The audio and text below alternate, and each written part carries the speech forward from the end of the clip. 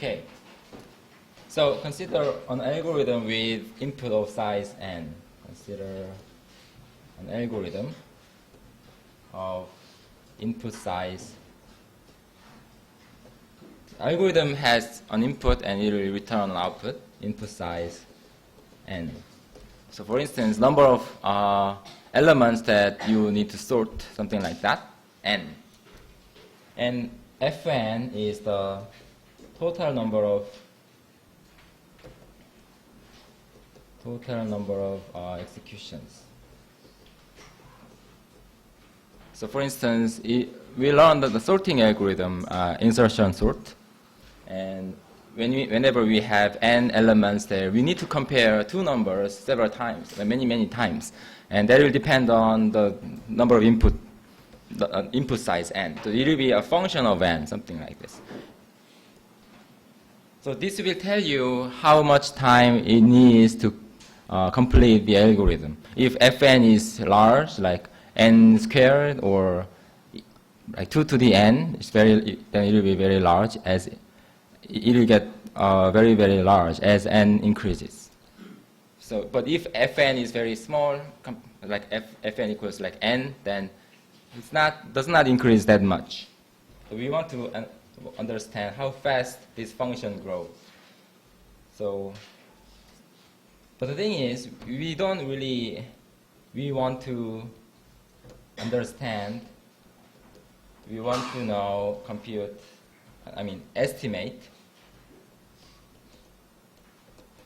Fn when n is large. Because when n is not large, if n is like 100 or 1,000, that's not a big number for computer, so it doesn't matter. But when n is very large, a million or billion, then it will be very big number even for computer. If this grows very quickly, then it will be very difficult for computer to finish this algorithm. So for instance, but we are not interested in exact number of this, because we want to just estimate the time. So here is an example. We have n. Tn is a function. Let's say it's 60n squared plus 5n plus 1. And here is another function, which is just 60n squared. And let's compute these numbers for different n's. So 10, 100, 1,000, and 10,000, like that. And this is, I'm going to write down the number.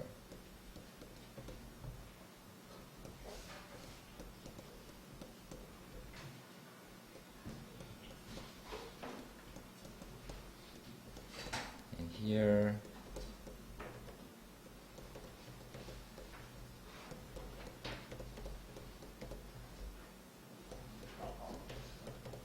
so as you can see here, they are different. They are not the same numbers, but they are pretty close. This is like 600 and 501, but this is 600,000. 600,000. They are not the same, but they're not very different, right? They're pretty much close if you only look at the size of them. Of course, their difference is here, like 50,000, which could be a big number, but compared to its size, 50,000 is not a big number compared to this huge number. Okay, so in this case, we say that T of n is of order n squared, and even we will ignore the constant factor in front of this term. So 60 n squared is, we just say it's order of n squared. We just ignore the constant there. And then we will write this using some notation, theta of n squared. But I'm going to define this in a moment. So let me give you a precise definition of this. So definition, Fg are functions of n. Functions. Let's say from positive number to a real number, like T of n that we saw. then we write Fn is big O of G of n. And we read this as follows. Fn is of order at most G of n. Or we also say Fn is big O of G of n. This means Fn is big O of G of n. This is not the usual equality that we use in mathematics. This is not equality. This is just notation. Fn is big O of Gn. We write this if there exists a constant, say C1, such that the absolute value of Fn is less than or equal to Cn times G of n, or, but this is a little difficult sentence, or but finitely many n. Or in other words, if for a large n, large enough n. Sometimes people say like this. It's also common to say for sufficiently large n. Okay, what does this mean? Here it means Fn absolute value is bounded by the absolute value of Gn times some constant. But doesn't have to be true for all n, but almost all n. But there could be some exceptions of this, but the exceptions should be finite, just 10, 20, or 1,000, something like that. Just finite. There are only finitely many exceptions of this, except those. After, if this is finitely many, there is some finitely many exceptions, then you can say, okay, these are the exceptions. So we have 1, 2, 3, etc. These are the exceptions. Then after this, the last exception, it will be true for all n's, right? So in other words, say if n is very big, then this is always true. That's the same. These are basically the same thing. All n except finitely many. That means if n is large enough, then this is always true. And this is important because we are interested in large n. For small n, we don't really care because small n can be done very easily for computer. But if n is very large, we want to say that this one is not bigger than this in some sense. So this informally saying Fn is somehow bounded by G of n under this condition. Okay? This is a very common notation in computer science and also in mathematics. Okay, let me give you a little more definition. There is a similar definition of this. And also, Fn is omega big omega of n. This means Fn is omega of G of n, or definition is there exists, you know this notation, there exists a constant C2, some constant, such that Fn is now bigger. The absolute value is bigger than some constant times G of n. For all but finitely many n. For all n, basically all n, except there could be some finitely many exceptions. So this sign is kind of change it. So in fact, they are somehow related. Fn equals omega of G of n. Omega of G of n. This means this is the same as g of n is big O of fn, f of n. They are the same thing, actually. If you compare the two definitions, they are the same. And finally, we write fn is theta of g of n. And that means we read this as fn is theta of g of n. And also, this means we have both fn is big O of g of n, and also theta, omega of g of n. If both this and this are true, then we say that fn equals theta of g of n.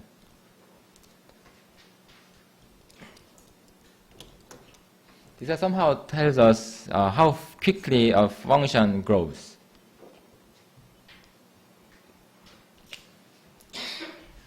Okay, so these definitions are very abstract, so might be difficult to understand. So let me give you some example. So for example, 2n squared plus 10n plus 20 equals O of big O of n squared. Why? Because first 2n squared, to show this, we need to find some constant. This is less than or equal to some constant c1 of n squared. Can you find a constant like this? Can you find a constant c1? This is our goal for all n, except some finitely many n. So to do this, let's try this way. So this one is obviously, okay, let me write this again. Obviously less than or equal to 2n squared plus, 10n squared. This is, n is less than or equal to n squared, as long as n is at least 1. And also 20, of course, less than or equal to 20 is n squared, right? This is obviously true. And what is this? 32n squared. And actually this is true if you say c1 equals 32, this is true for all positive integers. In this case, we don't even have any exceptions, right? This is true for all n. We just showed it. So that's why we can say that this is equal to big O of n squared. Okay?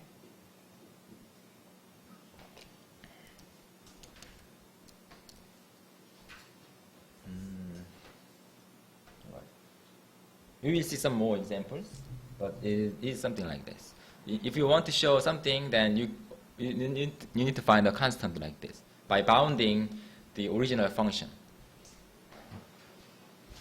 And in fact, if you have a polynomial like this, then it is very easy to see what the order of this is. Order means the term that determines the size of this function. So here's a theorem. If P of n, let me talk about other notation, sigma or what is this, omega. And also, we also have, okay, here's the example.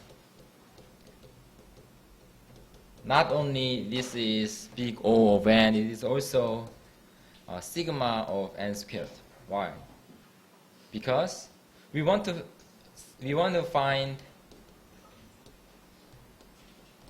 greater than or equal to some c2 n squared, right? Can you find c2? For which this is true for all but finitely many n. Actually, this is even easier than the previous one, right? You can just ignore this. You can just remove this. Let's say this is equal to. This is always greater than or equal to 2 times n squared because we just deleted these two terms, which are positive, right? So this is true. We have both this and this. Therefore, 2n squared plus 10n plus 20 is equal to theta of n squared. So theta, if you have theta here, then you can think of this as this is really, this increases almost as fast as this one. the rate that they are increasing is pretty much the same. That's what this theta notation basically means. But here, this is a polynomial. And what is this? This is the highest term, the leading term of this polynomial, the highest degree in the term, right?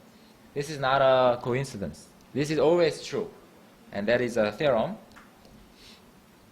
Theorem is if P of n is a polynomial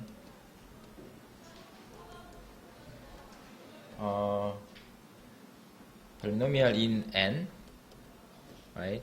Variable is n of degree d,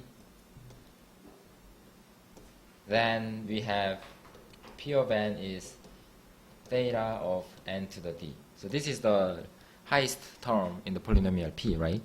And that the order of this is the same as n to the d. This is true. The proof is similar to the previous example.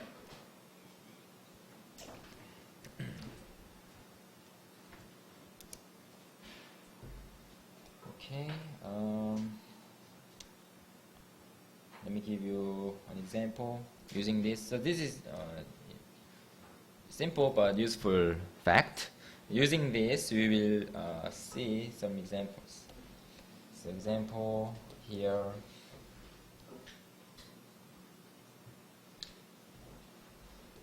One to the k. K is a constant.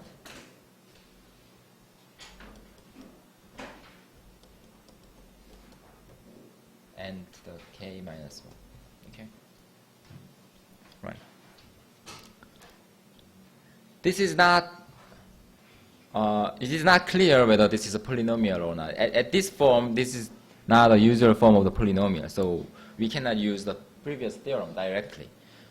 Because polynomial in n must be of this form. N to the d, n to the d minus 1, something like that. That is a polynomial. But this is, we have n terms. So we don't see right now that this is a polynomial, but we can determine the order, precise order of this. First, let's see. We can bound this. Actually, the easiest one is this. Sigma of, what can I say? N, okay. Oh, sorry, this should be n, right? So first of all, we have a very simple bound over here. Namely, you know, this is less than or equal to n to the k. This is less than or equal to n to the k. This is less than or equal to n to the k, right? Everything is less than or equal to n to the k. How many n terms do we have? There are n terms.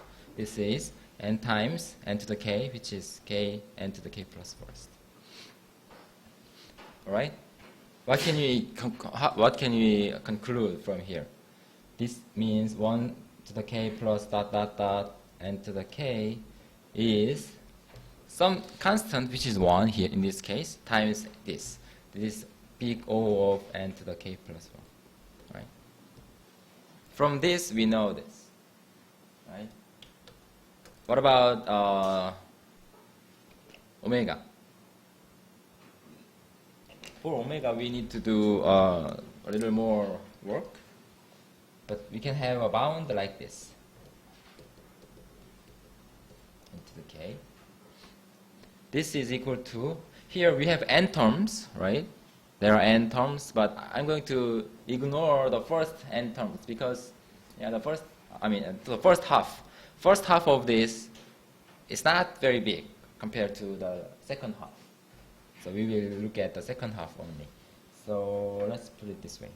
N over 2, the half, this is the next, the beginning of the second half. So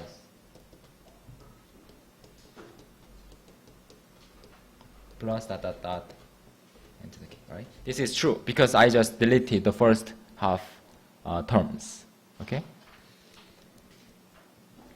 And what is this? Now this is greater than or equal to. This is the smallest among all of this, right? So I can just say, okay, this is less than or equal to this, less than or equal to this, dot, dot, dot, less than or equal to this. Because each term here is the thing above is greater than or equal to the thing below. So this is true. How many terms do we have? This is the half the number of terms over here. So that is, we have this many times, n over 2. Okay. The number of terms here is the number of half the number of terms over here. So which is this? And what's this? Actually, this part is okay. I see. Maybe I should write things like, I think this is correct. N plus 1 over 2. N plus 1 over 2 floor.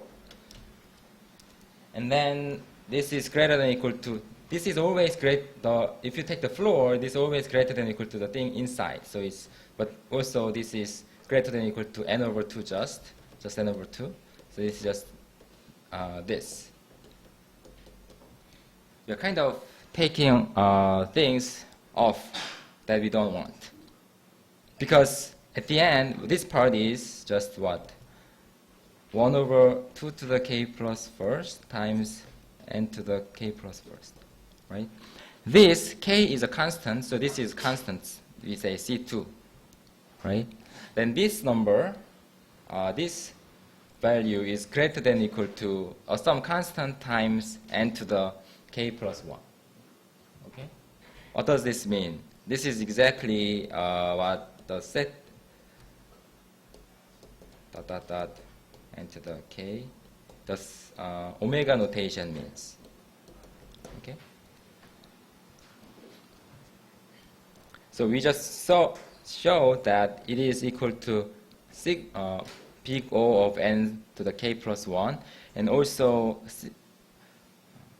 omega of n to the k plus 1. They're the same. That means this is really equal to, this part is really equal to theta of n to the k plus 1.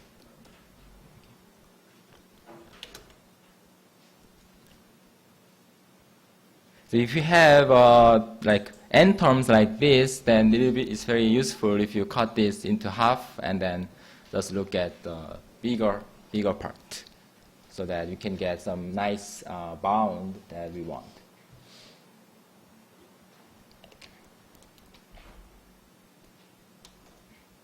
Actually, it turns out that it is indeed a polynomial in, it is not clear from this, but it is shown that it is indeed a polynomial of in n of degree k plus 1. If you know that, then you immediately you can immediately say that this is equal to theta of n to the k plus first. But it is not clear, so we have to do this.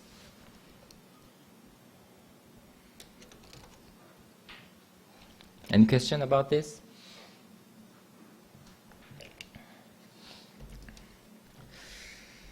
Okay.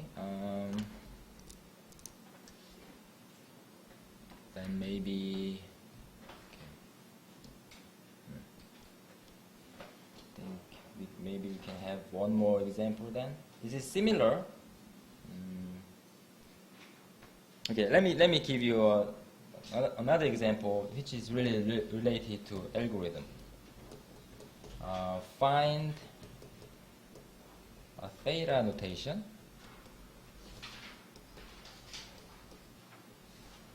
in terms of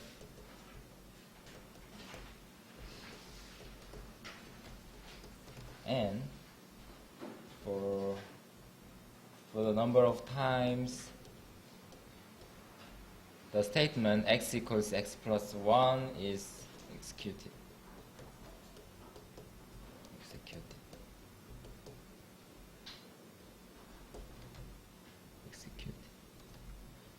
So, for example, the algorithm is like this. For I from 1 to n, for j from 1 to I, x equals x plus 1. This is the algorithm. Actually, it doesn't really do interesting thing. We just want to, this is just a problem that to check whether you understand how the algorithm works and theta notation. Okay, this is not a very interesting algorithm, but you know. Right. So if you this algorithm will execute this statement several times or many times, depending on n. That will be a function of n, and then you want to write that down. You want to write the theta notation for that function. Okay, so first let's say,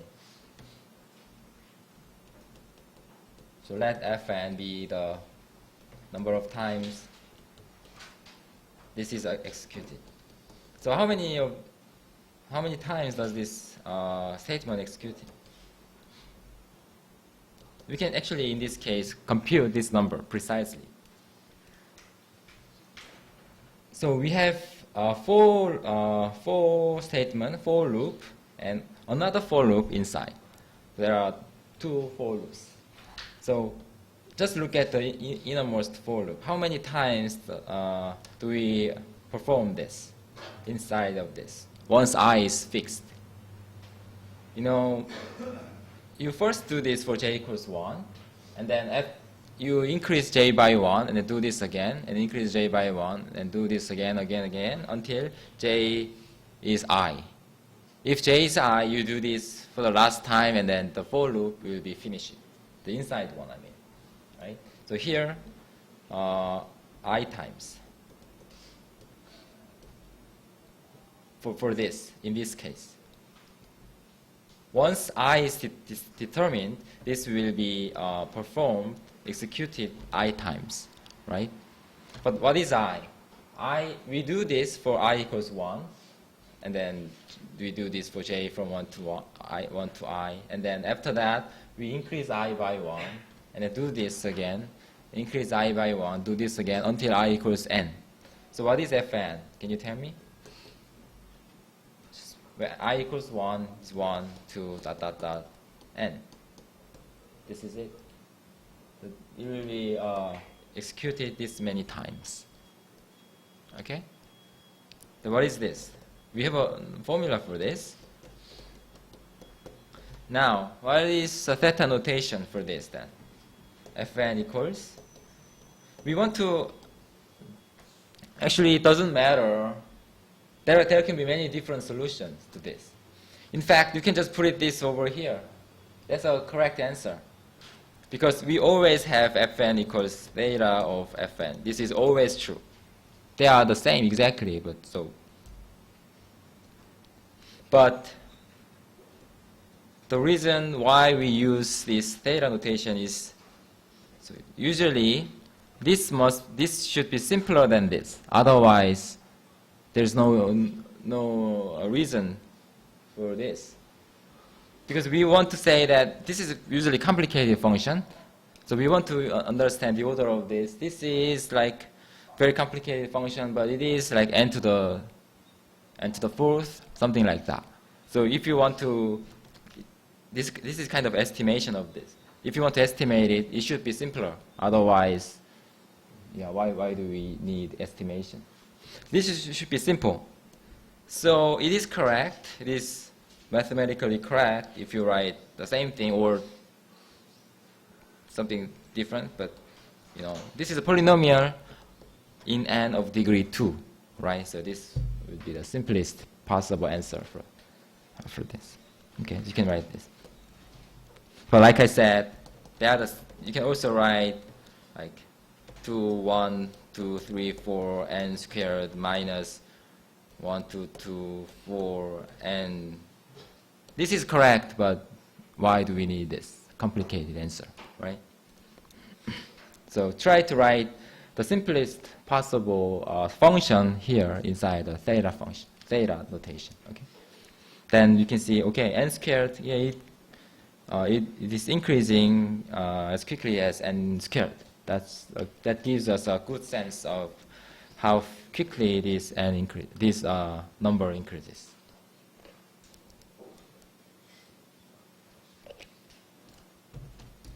Any question?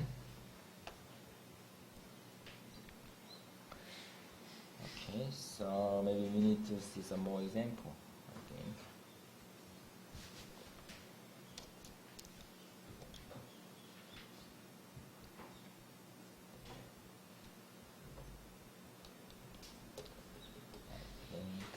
So yeah, we have another algorithm while I greater than or equal to 1, x. Same question, how many times does this statement, is this statement executed?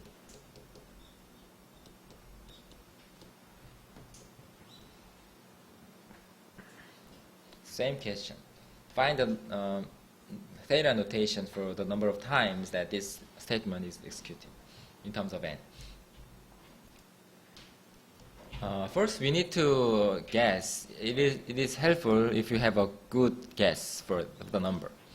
But you know, here, let's see. I is first fixed to be n, and then we are entering the while loop. We execute it, which is not really relevant to I, and then we replace I by the half of I, and make it an integer. So I is divided by 2, like 1 at a time, right? Until what? I becomes, I is less than 1. And then it will stop. That's basically what this algorithm is doing. Just, for instance, if I equals, say, 7, what happens? No, I mean, n equals 7. If n equals 7, I is initially set to be 7, okay? And then we are entering the while loop. This is executed once, right? And then I is replaced by what? I 7 over 2. And then we take the floor sign, so it will be 3. Okay? And then we do this again because this is still greater than or equal to 1. We do this again, so we do twice. And then I is now replaced by half of it, floor. So it's going to be 1.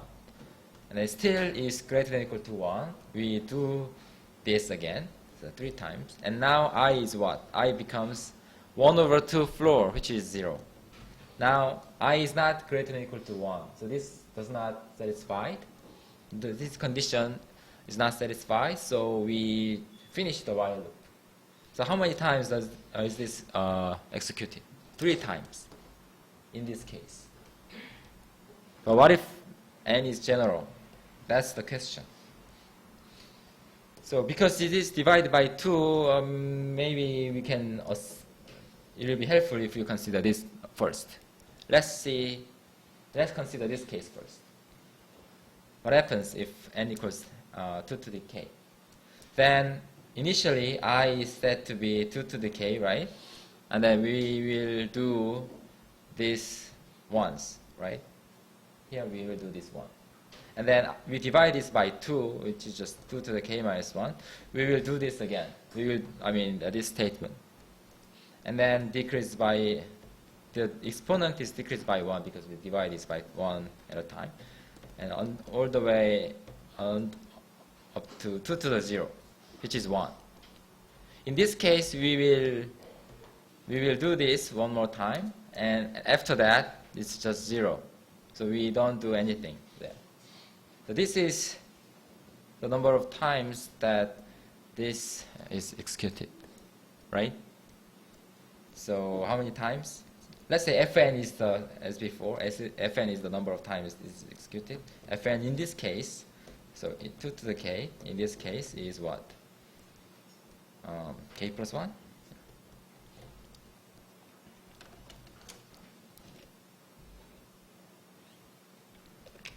But this is a special case. We have to consider all n. So what if? But this is a good way because this is good because if okay, maybe I need to have more space here. We already discovered this. So in this case, f 2 to the k equals k plus 1. What if what? Maybe there are several ways, but n is less than 2 to the k minus 1. Then how many times do we have to do this? We can always find k for every integer n. It is always between two powers of consecutive powers of 2, like this. In this case, fn is 2 to the k. You can see. Because after right, because here, if this n is equal to this, it will be k plus 1 times, and for this it will be the k times. So I mean, okay, because fn this is because of this.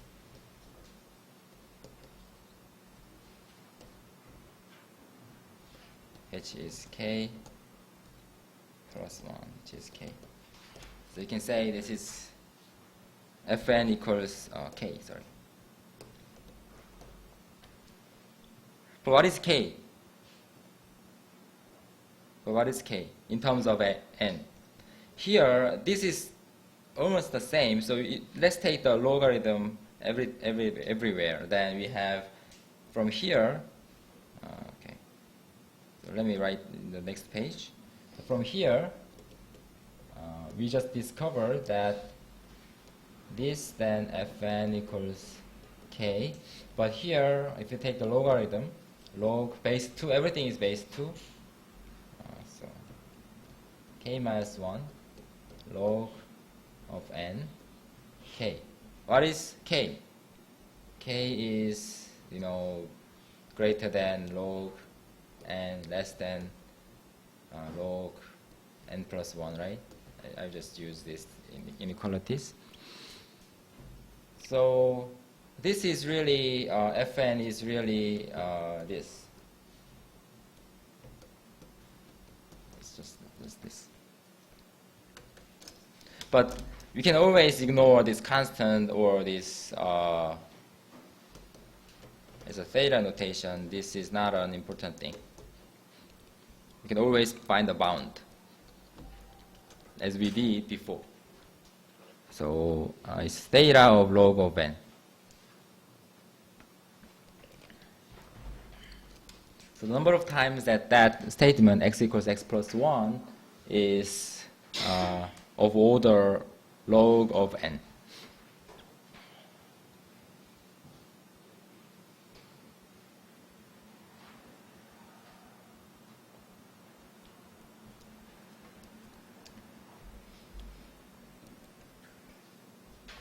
Okay.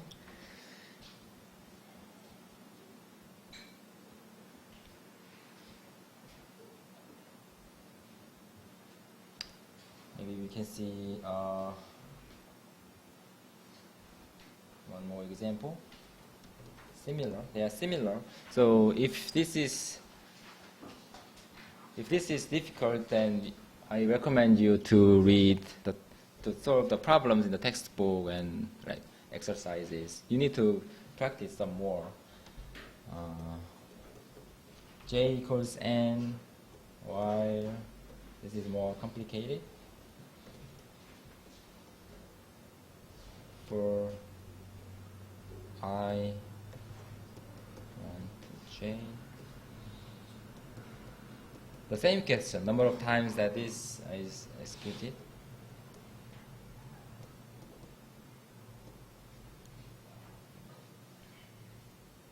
Yes, finish. Okay. So, how many times is this executed inside this for loop? That's very easy. J times, right? Here is the j times. Once j is given. Okay. So first, what is j? First, j equals n, right? So how many times do we execute this? J, n. And after that, what is j? N over 2, right? J over 2. J is replaced by half of it. So we do this how many times? N over 2 times.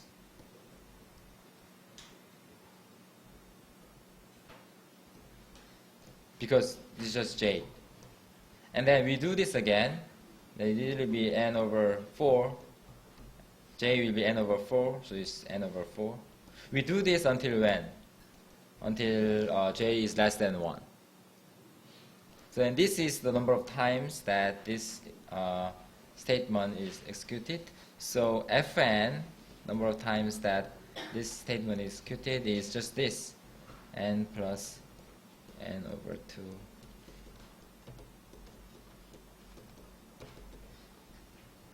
Actually, we can write this as an infinite sum because at the end, everything will be 0. Okay?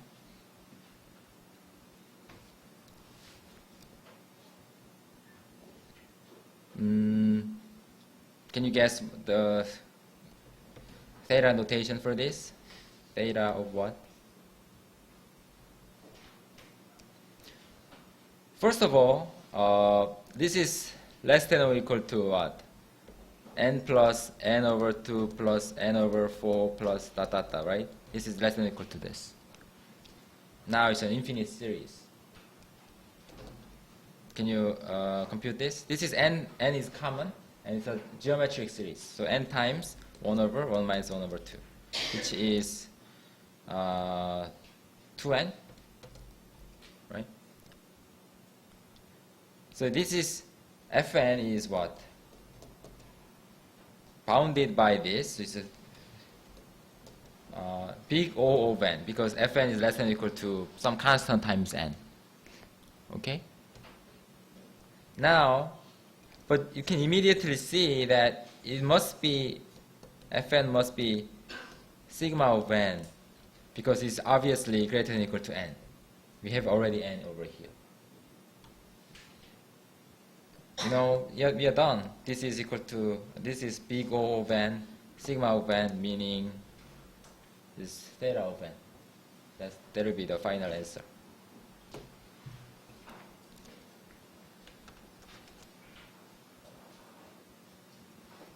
So this is a useful tool to analysis an algorithm. So if you know this kind of technique, you can decide whether this algorithm, how much time this algorithm needs to compute something without actually computing this using an actual computer. So this kind of analysis is very important in algorithm.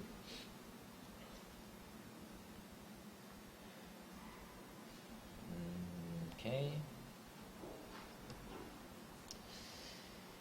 All right, then let me move on to the next section, 4.4, about recursive algorithm.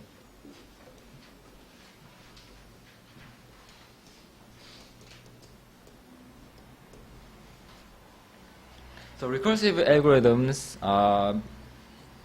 somehow it can be useful to know this because it reduces the length of your code. The algorithm uses itself again and again to compute something. So a recursive algorithm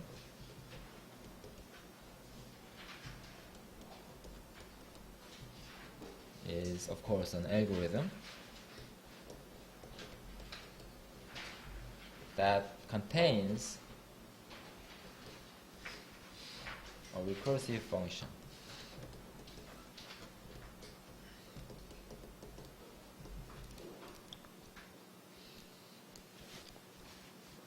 So, like I said, it uses its own function again inside. So, something like this. N factorial, we know what this is. N factorial is the product of integers 1, 2, 3 up to n, right? It's 1 times 2 times dot dot dot n. And what about the first part over here? This is the product of integers 1, 2, 3 up to n minus 1. So it is n minus 1 factorial. So this is n minus 1 factorial times n. This is the same as this, right? So you can, in order to compute n factorial, if you know what n minus 1 factorial is, you can just multiply n there. This is a typical structure of the recursive function or recursive algorithm. So let me write down an algorithm that computing n factorial. So the input here is a positive integer n. So n, okay, non-negative integer. Must be integer. And output is going to be n factorial. But how do we compute this? So let me name this algorithm factorial, because it's really a factorial. Factorial of n. So this is the name of the algorithm, and this is input. And the algorithm now begins. If, oh, by the way, there is one important thing about recursive structure. We need initial condition. Otherwise, we have to go it will go forever. It will never stop without an initial condition. So if n equals 0, I write two equality signs in a row, which means this is a kind of, how can I say, statement which is true or false. This is true if n is equal to 0, and false otherwise. This is a equal, this means this is true or false. Oh, this is a little strange. This is true or false. And true if a equals b, and false otherwise. Okay. So this is different from a equals b. If this is true, if n equals 0, then what is 0 factorial? 0 factorial is 1, so we will return 1. Right? Otherwise, it is greater than 1, greater than 0, 1 or 2, etc. Then return factorial of n minus 1 and times n. This is multiplication and finish. This is it. So it's very simple. Of course, you can write another code using for statement, but here we don't need for statement. So this is a typical example of a recursive algorithm. You can see inside the body of this algorithm, there is itself. The algorithm is the function itself. So if something has a recursive structure, it is useful if you use this kind of algorithm, recursive algorithm. There are many things that have recursive structures like this. For instance, this is very famous example, famous number. Fn is the number of ways to write n as a sum of ones and twos. So for example, 5. We consider the order of the addition. So it is 1 plus 2 plus 1 plus 1. This is one way, right? We write this as a sum of ones and twos, or 2 plus 1 plus 2, or 2 plus 2 plus 1. They are different. They are considered to be different. Or all ones like this. There are many. But how many ways are there to write this? That we say Fn is that number. Okay. The order is important.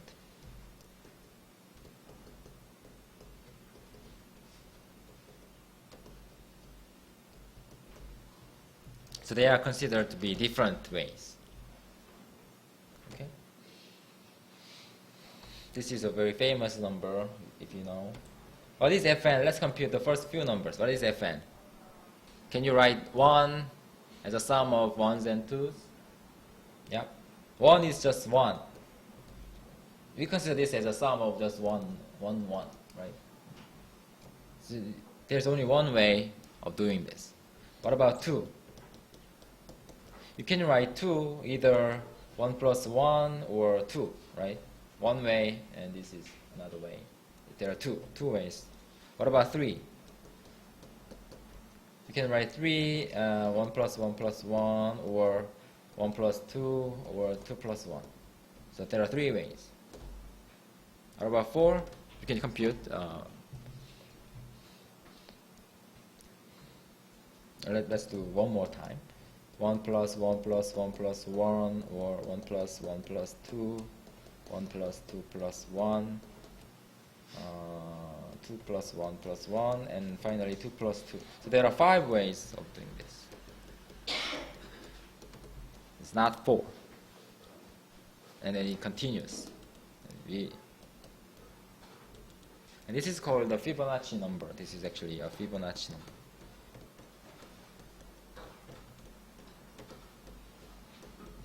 Fn satisfies this relation, n minus 1 plus fn minus 2. Why? If n is, of course, greater than or equal to 2.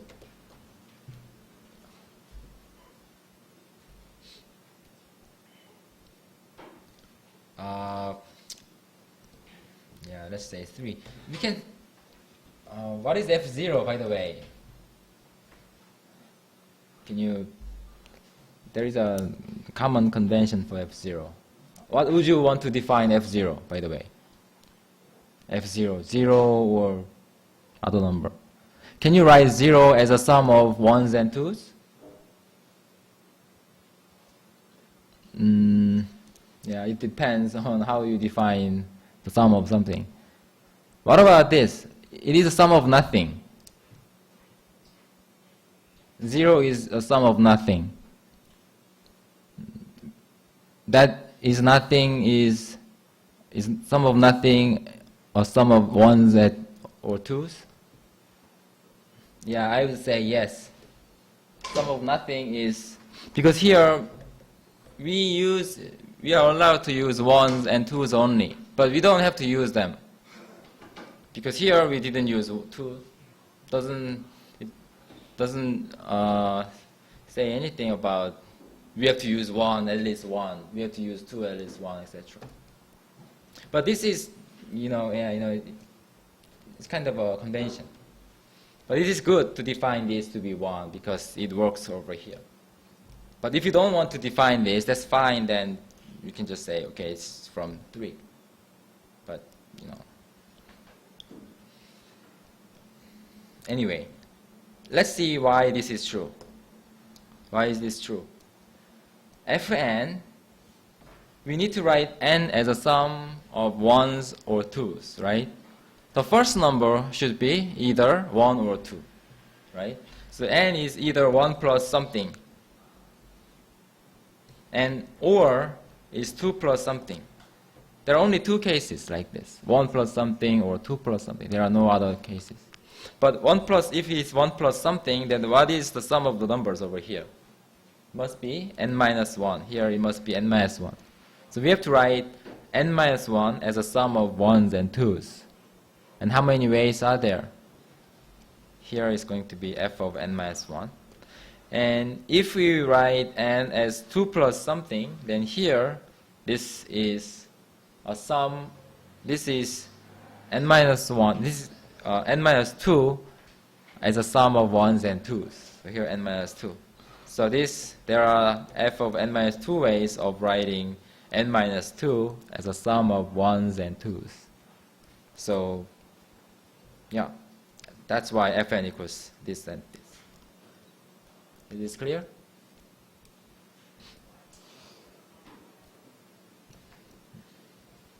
So we know that Fn is a Fibonacci number that goes like this. So Fibonacci number is usually defined like this. Fn equals 1, f2 equals 2, and fn equals fn minus 1 plus fn minus 2, 4, and greater than or equal to 3. If you allow f0 there, then you can say f0 equals 1 and it's greater than or equal to 0, not equal to 2. So the Fibonacci number. This kind of equation is called recurrence relation. And we will learn later how to solve the recurrence relation. Here, by solving, I mean we find the formula for this, explicit formula, without using this f.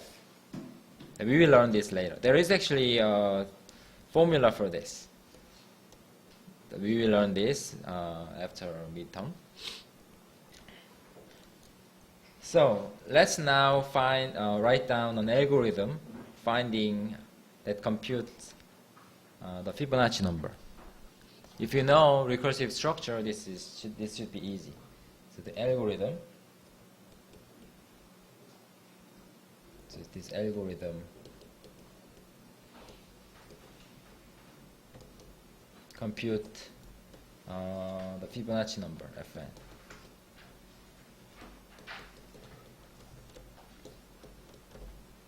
So input is n, output is Fn, of course.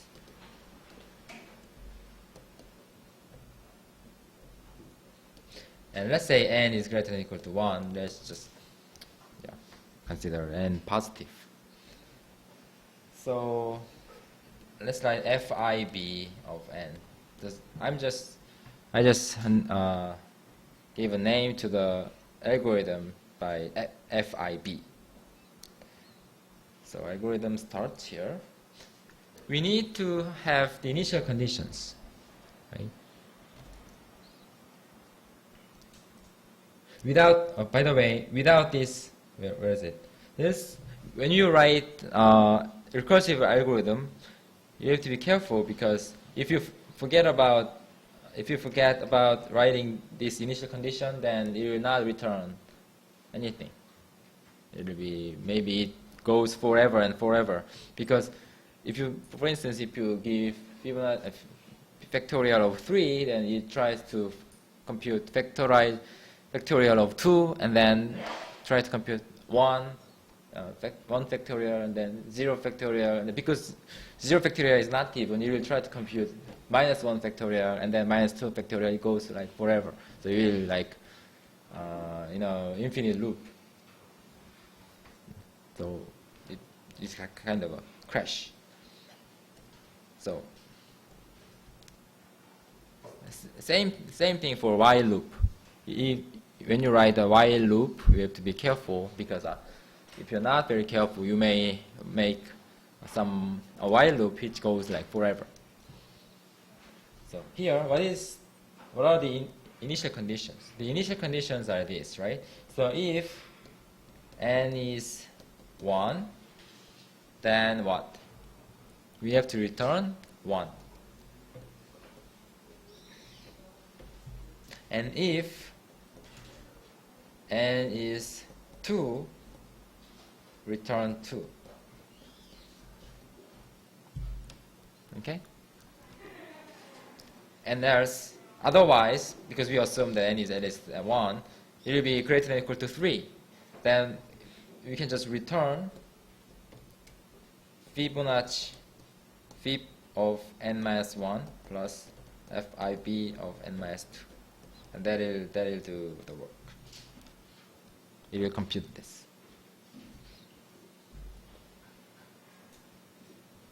Okay? And yeah, like I said, if we execute any return statement, then it will just finish immediately.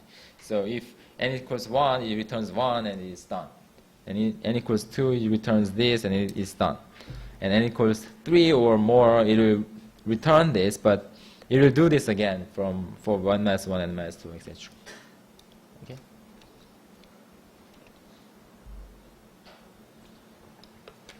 So recursive algorithms are very common.